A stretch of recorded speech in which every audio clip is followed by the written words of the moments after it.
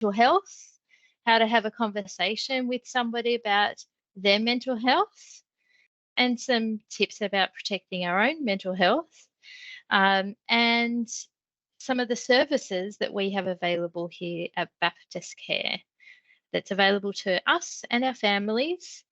So I am joining today from Wallsend.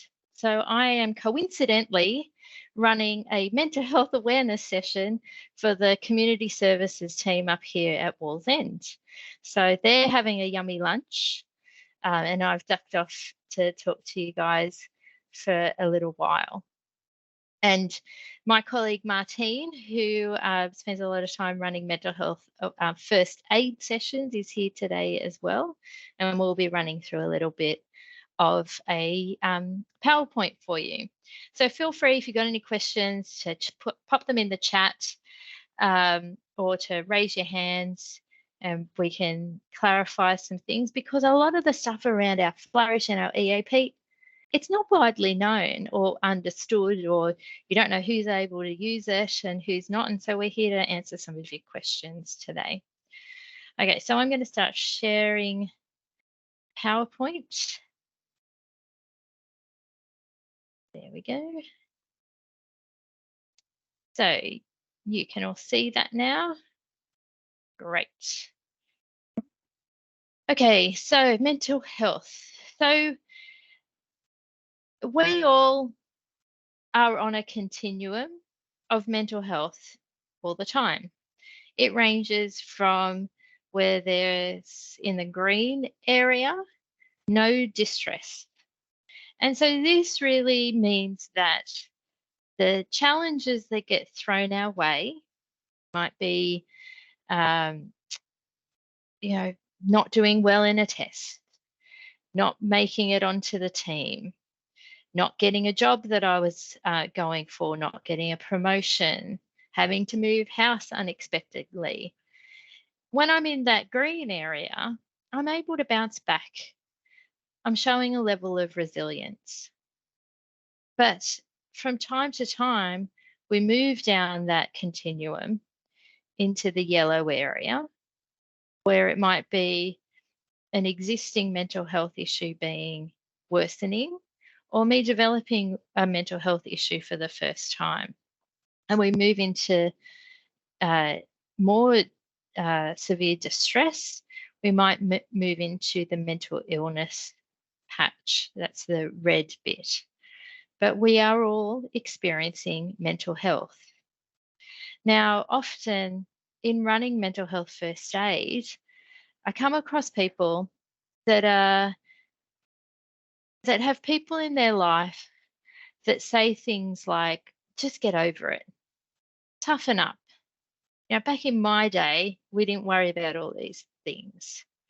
Or even to the extreme element of saying to someone with an anxiety disorder that they don't believe that anxiety exists. And so our whole point of running these sessions is to create people's knowledge and awareness around what is mental health. We see down the bottom there that 1 in 5 Australians experience a mental health illness in a period of 12 months. Now, we talk about the statistics a lot when we run this training, and they're not fantastic. I don't think they really represent what's happening out there.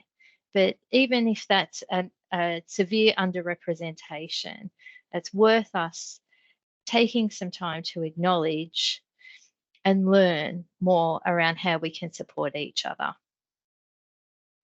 So when we're talking about a mental illness, we talk about these 3 elements. So the first is the impact. So the impact that this is having on your joy in life. So things that you would ordinarily be excited about, you're no longer excited about. And that might be things like withdrawing from social groups, not attending functions, not enjoying things in the way that you have before. Now, in terms of intensity, that that Richter scale there, I guess, around mood, it's not a bad mood. It's to the point that it is starting to affect things, and how it might be a low mood, but what is the intensity of that in comparison to my day-to-day operating? And then duration is, this isn't just a bad 5 minutes or I've lost my cool and I'm annoyed about something. When we're talking duration, we're talking about periods of maybe up to like 2 weeks where the intensity is at the same level. So I'm in a low mood for a period of 2 weeks, and there's not been good days and bad days. It's been at the same level of intensity. So in the session I was running today, we were talking about grief. And grief in terms of when people are experiencing periods of grief, it might be that they have a good day and a bad day. And they might have more bad days than they have good days, but those good days indicate that in terms of whether they're in a period of grief or a period of maybe developing depression. The good days give an indication that the duration and the intensity piece might not be there, but still worth having a conversation and checking in on people. Okay, so when we're talking about common mental health illnesses, the 3 most common in Australia are depression, anxiety, and substance use disorders. Now, often when people come along to mental health first aid, the inclusion of substance use disorder is confusing to people. They go, oh, I didn't realize that that would be considered in the mental health space. And we talk about how often something like an anxiety disorder might start to present in somebody in their early adolescence or early to late adolescence.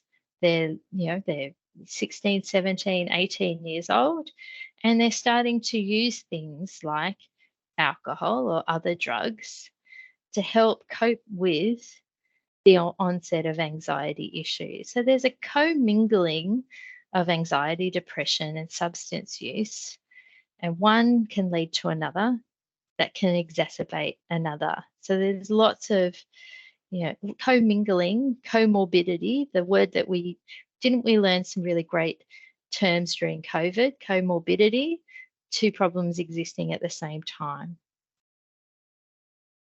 So our point of having sessions like this is learning more around what we can do to break down some stigmas that people have around mental health. Now, the session that I'm running here, some of the stigmas or some of the barriers or reasons why people don't go forward and get help is that can be a really difficult process. So finding someone to provide help can be really tricky. Me understanding what is actually happening for me. I don't have the language around what is happening. I don't even know that it's a problem that I can get help for. But access to services is a real barrier out there. So if the first point of call is a GP. Often now we can't find GPs that bulk bill. Can we afford the cost of going to a GP?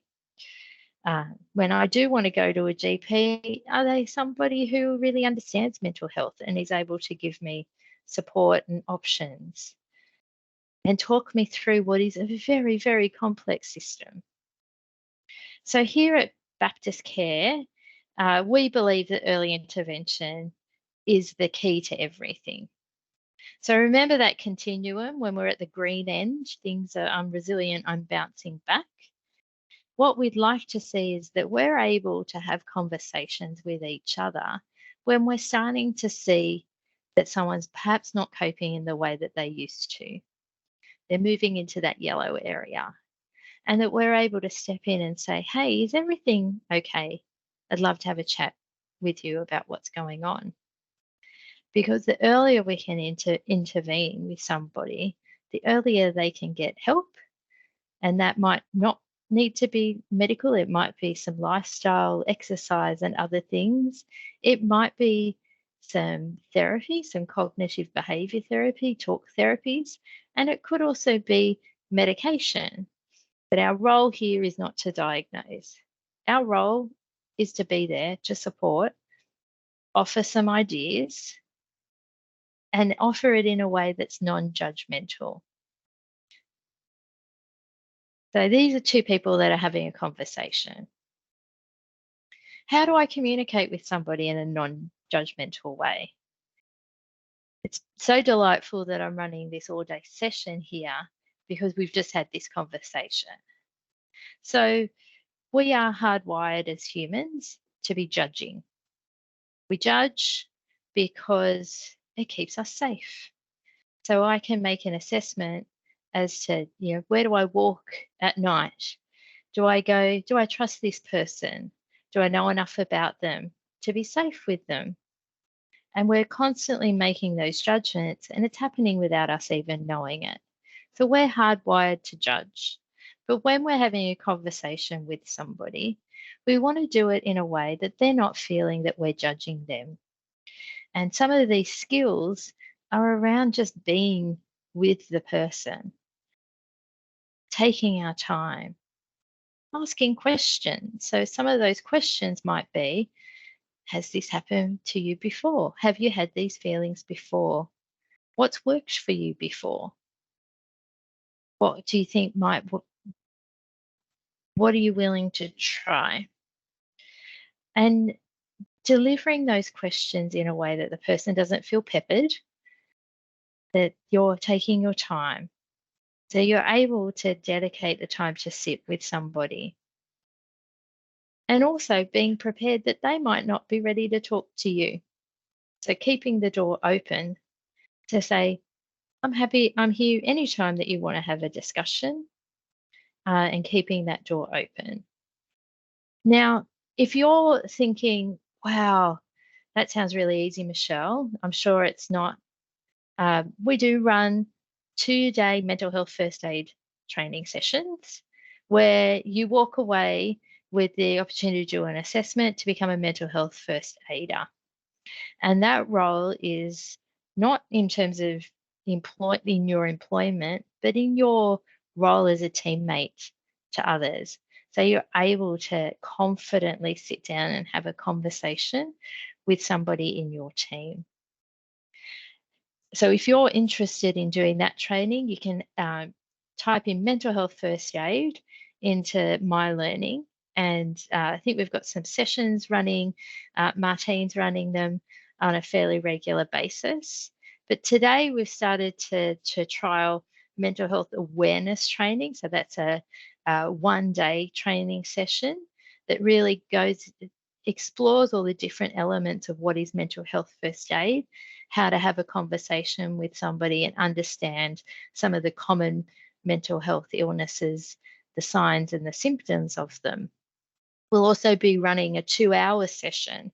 So if this is something that you're interested, that you think your team would benefit from, please reach out. We'd be happy to come in and run it for you. So we can't really do it justice in half an hour. But we did want to spend a little bit of time talking about some of the services that we offer here at Baptist Care. So we have an EAP service as part of our Flourish initiative. So for those of you who aren't acquainted with Flourish, you can find information on our intranet, and we'll put the link into this recording, into the resources section of this recording once it goes out. It looks like this. I'm not sure if you can pick that up in my camera, but it is essentially it puts some extra things around our EAP. That's the technical term, extra things. So there is lifestyle. So lifestyle, it gives people access to our fitness passport. So you're able to go to, I think it's over 800 gyms across Australia, swimming pools, other things, with reduced rates of cost. Now, like exercise and building exercise into your habits is a really great way of building some emotional resilience. It's a real other support, fits into those other support area, helps you to build some community as well if you go to the same gym all the time. Um, Also great for sleep, because sleep is one of the key drivers in terms of keeping in that green area around being mentally well. Our EAP service also offers, in addition or along with counselling services, some sessions around financial and legal. And so financial, I think they're each 2 sessions each, so financial planning and legal services. So they might be things like family law, renting, rental assistance, and real estate and consumer disputes. I can imagine what I'm seeing in the press all the time around rents being put up um, at extreme rates. If you need some advice around that, you can access that through the EAP. Learning and development, like this session here, we're always looking at ways that we can be enriching your experience at work. And because we just get so many requests around this mental health space, it's one of the ways that we are able to support and enrich your experience. But there's other things that we can offer: career planning, career advice, and some coaching as well, to help with just backing off the last session that Kerry ran around PDPs. We have counselling services that are in-house as well as the ones that we run through EAP. And so some of those are delivered through our community services counselling services, as well as chaplaincy support that connects you with your spiritual well-being.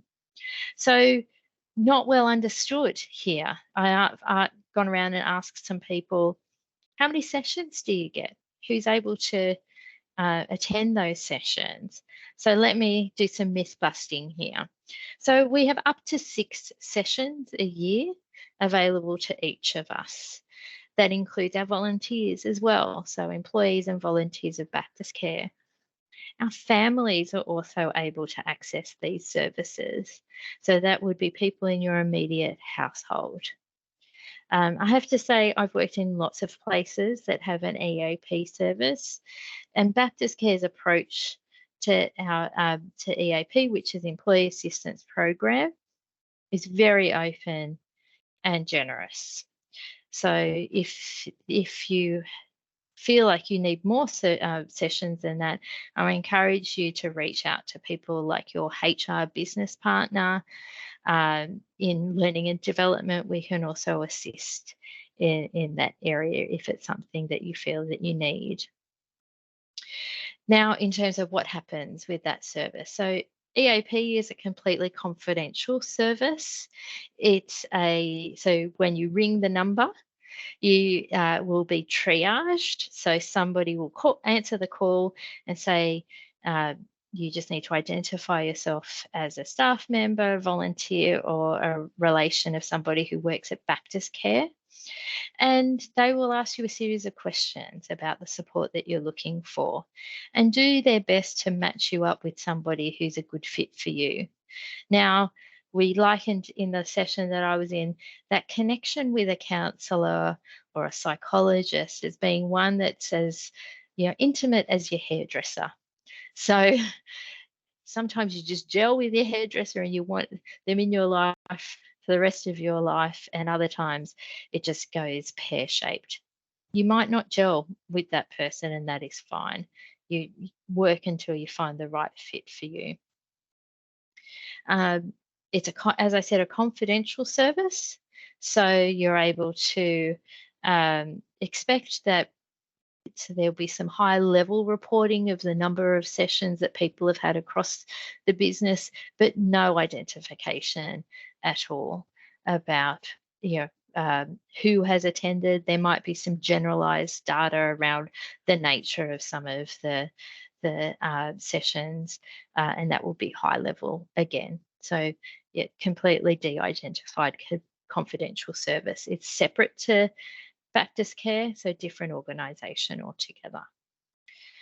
So this is what Flourish looks like, and right there at the top, our people are the heartbeat of who we are, and we want to make sure that you're cared for and looking after yourself. That piece around looking after yourself, this is an investment in your self-care, and we want to make sure, whatever you're doing in terms of your self-care, that you're taking time to care for yourself as well as caring for those in your team.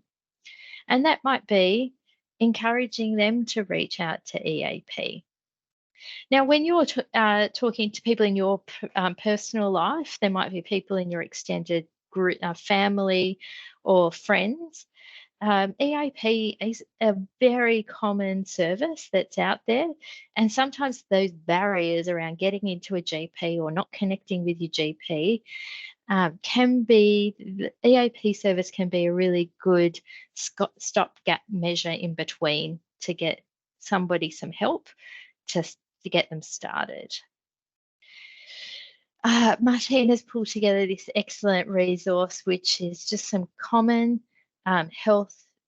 mental health services, so that where we know there's lots of gaps in this system, there are some phone numbers that you can be calling there, some websites. So Lifeline have a call service.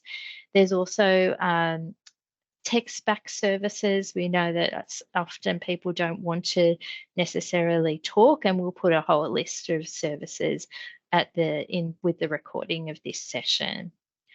At the end of the day, the one thing we want you to walk away with is ensuring your safety and the safety of those around you. So if it is an emergency, if someone you know is at immediate risk of harm, calling 000 is the best thing that you can be doing. So I've managed to land that one with a few minutes to go. So does anybody on the call have any comments or questions? No. Thank you for keeping your camera on, Yvonne, the whole time. Any questions for anybody else? Martine, when's the next mental health first aid session that you're running?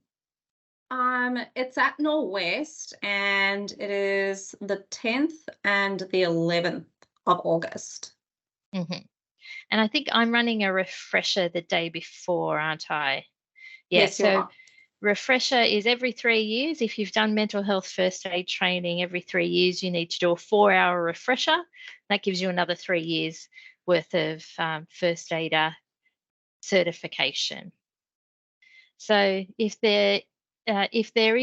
you're after more detail than this, which very high level skate through mental health and how to have a conversation with somebody, if you're wanting to get on one of those 1 day or 2 hour sessions, please let us know, or we'll keep it in My Learning when we're running those sessions. But thank you very much for for coming along today. And if you found it useful and interesting, please let people in your team know when the recording's available, because they can look at it and listen to it anytime. And to do the first aid My Learning, the first aid mental health course, you have to do it in person?